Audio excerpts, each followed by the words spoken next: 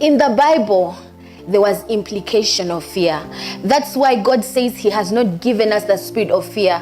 Because if the spirit of fear comes from God, that means God is working against himself. There are many destinies that were aborted because of fear. There are tragedies that happened because of yielding to fear.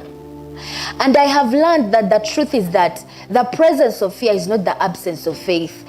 Fear is a suggestion that comes even in the presence of fear. And in that moment, you have a choice to make. Either yield yourself to fear and abort mission, abort the wonderful things God has planned in your life, or yield yourself to faith and see the manifestation of the lies, of the realities that fear projected in your mind. The Bible says that whosoever, this is Romans 10, verse 11 to 15, whosoever believeth on him shall not be put to shame. For there is no distinction between Jew and Greek, for the same Lord is Lord of all, and is rich unto all that call upon him. For whosoever shall call upon the name of the Lord shall be saved. For as long as we are calling upon the name of the Lord, calling on God, you have boarded the vehicle that leads to salvation. Whether you're facing financial difficulties, whether you're facing difficulties in your marriage, whether you're facing difficulties as a parent, whether your child is facing challenges and difficulties in school, whatever the situation may be, the Bible is saying the moment you call on God, you're on your way to the manifestation of his salvation.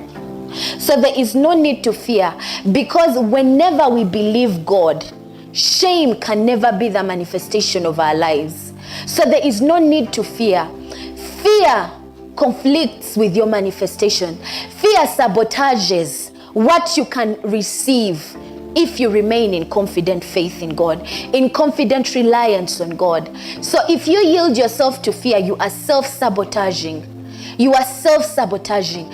You're never going to see the manifestation of your expectation in God.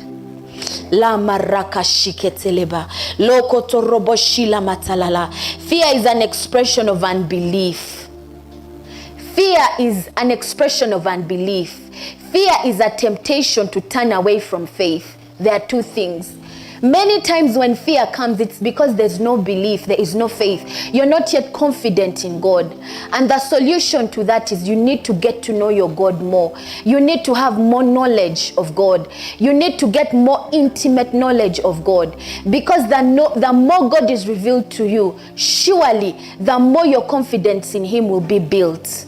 So there are times there is fear because there is not enough knowledge. And then there are times there is enough knowledge, but we all know the devil will never stop trying. And the devil will tempt you with fear. Tempt you with fear. And in such a place, you can rebuke fear because you know enough to fear. You know the implication of fear to give it. We can never, the Bible uses that word, never be put to shame. That means your expectations will not be cut short. That means what you have asked God for is what God will do to that situation. God will not allow contrary to your prayer, contrary to the desires of your heart to be made manifest. God will not allow defeat. God will not allow expressions of shame to be the manifestation. The Bible says, I want to read it in another one. Psalm 25 verse 3, it says, indeed none who wait for you shall be put to shame.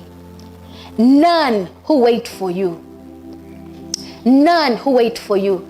Doesn't matter what your social class is. The Bible says whoever calls upon the name of the Lord shall be saved. There's no discrimination, no Jew, no Greek. The same Lord is Lord of all, and the same Lord is rich unto all. No matter who you are, as long as you call upon God, there will be salvation. No matter how bad the situation is, there is nothing too bad that God cannot fix. There's nobody too far gone that God cannot intervene. There's nothing too difficult for God to change, to fix, to align, to realign. None who wait for you shall be put to shame. Leke ribo shila matalama. Yes.